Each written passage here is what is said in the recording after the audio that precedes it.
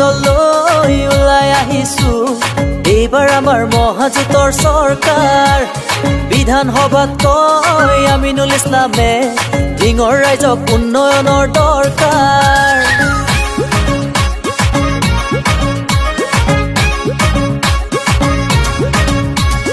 তলা চাবি লৈ ওলাই আহিছো এইবাৰ আমাৰ মহাজোঁটৰ চৰকাৰ বিধানসভাত কয় আমিনুল ইছলামে